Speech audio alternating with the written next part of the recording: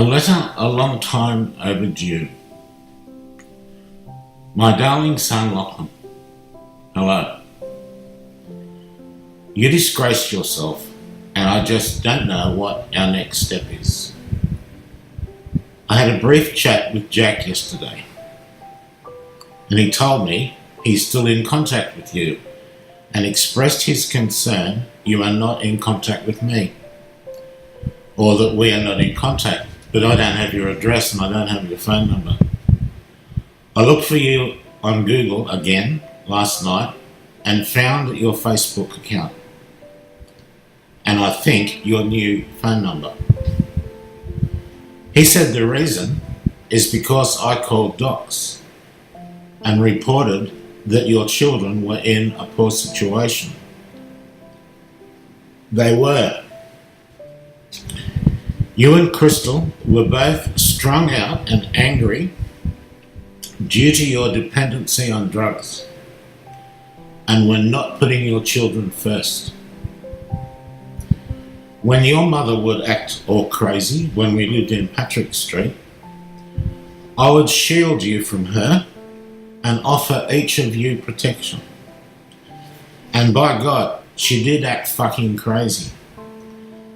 I used to say to her, and we would laugh after she'd settled down, which would take her a couple of days, that it must have been a full moon again. Crystal was verbally and physically abusing my grandchildren, and I just can't handle that. Neighbours also told me of incidences they'd seen in our backyard. You would have known instinctively I couldn't abide such behaviour towards any lovely children, let alone your children or my grandchildren. I saw a lovely pic of Lachlan pulling your whiz bin on your Facebook page. He looks lovely and appeared to be in a school uniform. I'm very pleased with you. No matter what your issues are with me, I always put you children first and never acted aggressively towards you. Over the years, there were a few occasions which I can recall each of, and I'm not proud of myself when I lost control. Given I was a single dad, trying to do my best under sometimes difficult circumstances, I think those wrongs can be overlooked as typical occurrences which happen to all of us parents and unfortunately impact on our children. Each time I visited or was in your company, Crystal would behave so badly toward my 3 grandchildren, I needed to do something about it. You know it's true. We've spoken about it a few times. You found yourself in your family or your childhood home due to your own misadventure. I did not want you to come. Don't take that the wrong way either. You had caused me so much stress and anxiety in the past. You had some idea I was craving for you. I crave for a nice, well-controlled, family-friendly relationship with you. I loved visiting you most of the time. I'd drive all the way up to Brisbane, looking forward to seeing you and your family. You would butter me up and appeared to have false memories of what a great dad I had been. I thought I'd been okay, though I wished I hadn't been quite the man I was or am. I think we all want to be better than we are. I think it must have been very difficult for all 4 of you, knowing who I was and not having a mother who wanted you in her life. Yet you knew I had a good nature and only wanted what was best for each of you. out of the goodness of my heart, I freely allowed you to move back home after you'd been gone for 7 years. There's a lot of parents that wouldn't do that. I had told you not to bring your dogs. I had told you there would be no verbal abuse and certainly no violence. You promised and agreed things would be all good. I had been used to being alone at home and was happy to have a peaceful and no stress lifestyle. If you had been able to provide a seamless transition with your family in our family home, everything would have continued the way it had for the first few days you were here. But I don't think you're Jesus, Lachlan. I think it would have been a difficult thing for you or me to have done. I had told you before you came that I viewed your coming home as a chance for you to dry out and begin a new, wonderful life. Get a job, get a new place to live. No, not necessarily in Cessna, lol. We had spoken about all of this stuff.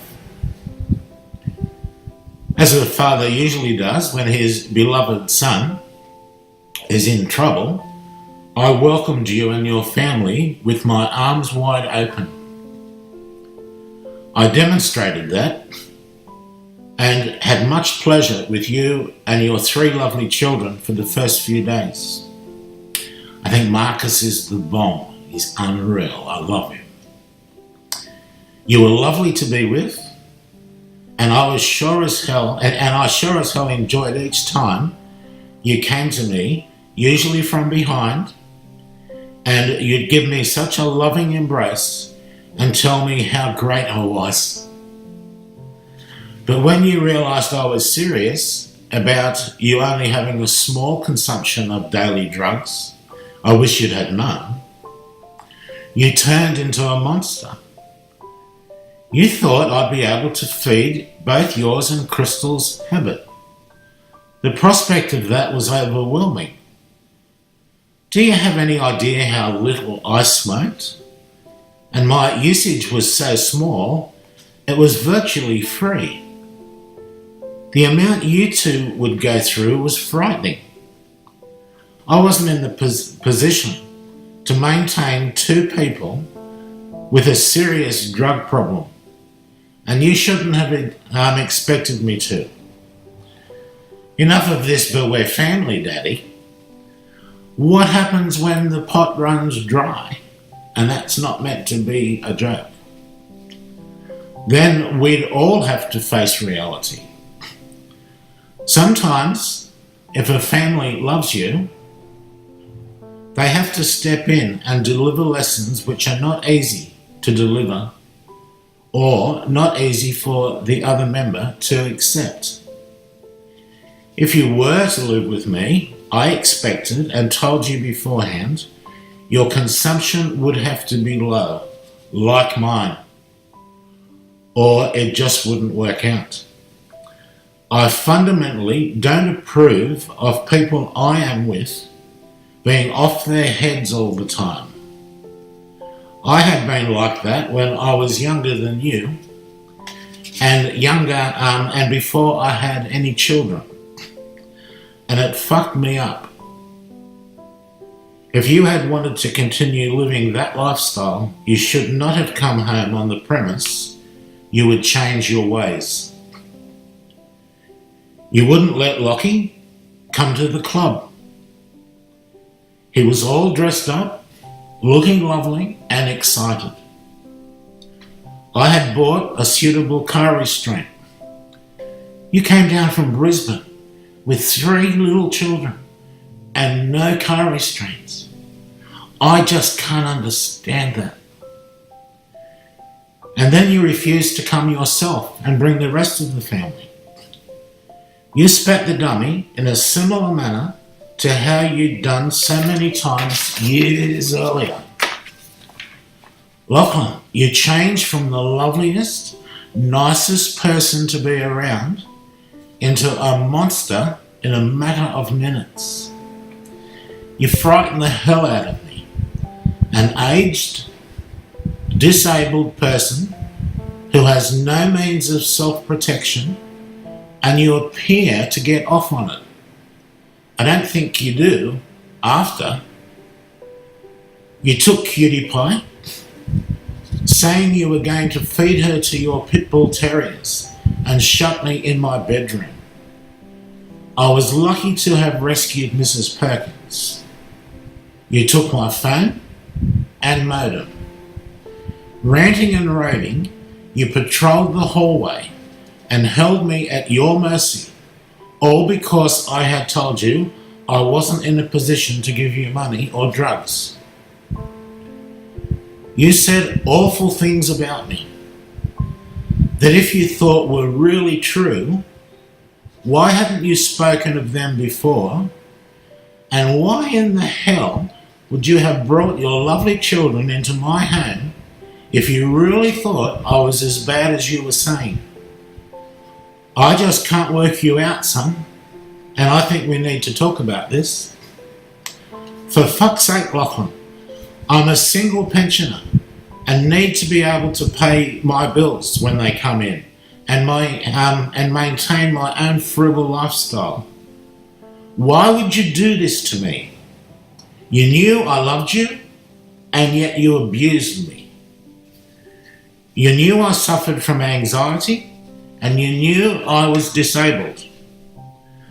I can't believe your lack of empathy for me, your dad, for whom you so often display a great deal of insight and a great deal of love.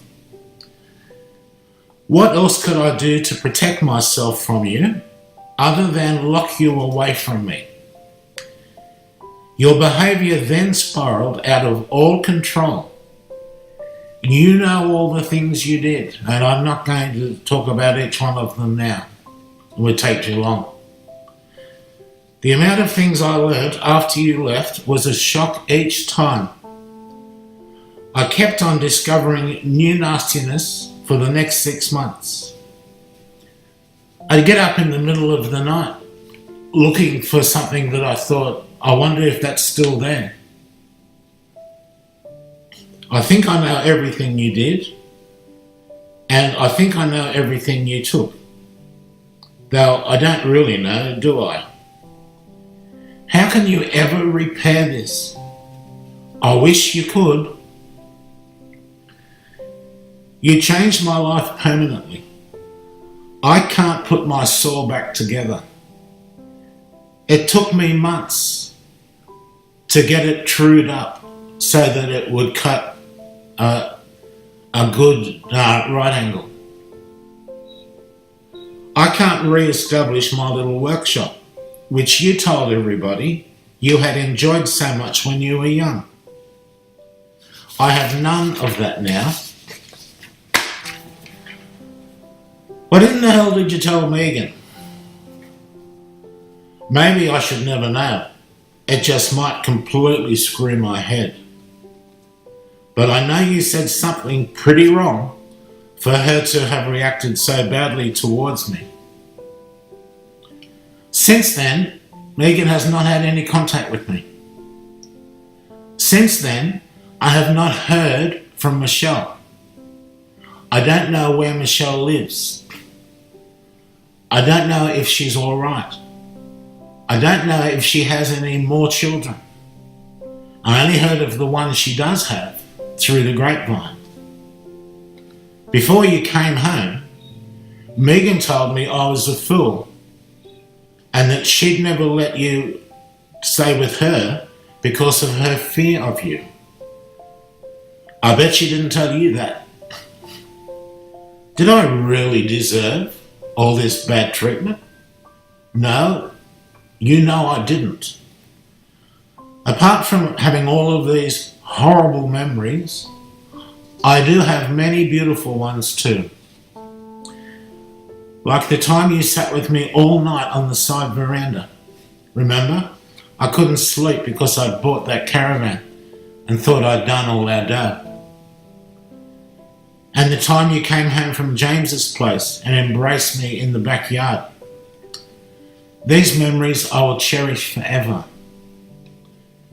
Why on earth would you turn on me when I was trying to help you? In my well-considered opinion, all four of you have been badly damaged by your childhood.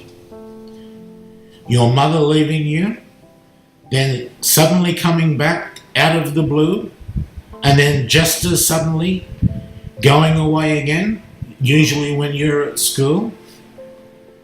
These visits mainly happened after you turned 16, but there were a few before that. To make matters worse for you, you were left with me to raise you. I did the best I could. Sadly, and as life has it, you are now charged with having to process all this, and I know it's not easy. Don't let these properties ruin your life, son. I had a real difficult childhood and have spent most of my life trying to work through it. I really hope you can do better than me. I want you to have a good life and I want you to be happy. I know you're having a hard time. You showed me that when I visited you in Ipswich. I felt so helpless that afternoon. I couldn't help you. I have never seen you so helpless. I hope you and your family are more settled now and are making the best of what you have fashioned for yourselves. But for fuck's sake, don't let me die a broken man.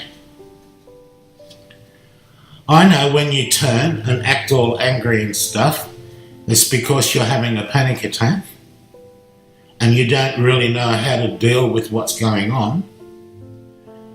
I know you are really a lovely, gentle man. I know you so well. But that don't mean I like the other you. I don't. You scare the shit out of me. I suggest we talk. I would love to. Talking usually does the trick, doesn't it? All the problems I have had with any of my children over the years could always have been fixed up with a simple chat. Yet often you or your sisters were too stubborn to take that step. And so it was always left up to me, like what I'm doing now. And like me, you want things to be good. You want to have a good life. You want to be happy. And you probably want to have a nice relationship with your dad. Check out my couple of other little offerings I've recently put on YouTube. I put one on there about my lifelong problem of stuttering, and I think you might enjoy watching it. I've also put one on of your favourite bedtime story, the one I used to read you guys when Megan would have to take over and read the last couple of pages because I would break down. Let me read your favourite story to your little ones. It's on YouTube. I love you forever. I like you for always. As long as I'm living, my baby you'll be. Yeah, I put that on YouTube and a video about my stuttering. There are so many things I want to talk to you about. Give me a ring and a virtual hug. I'd love to see some recent photos of you and your little ones. All my love, and I can say that because I have always shown you my love. Always, Dad. I love you all the world.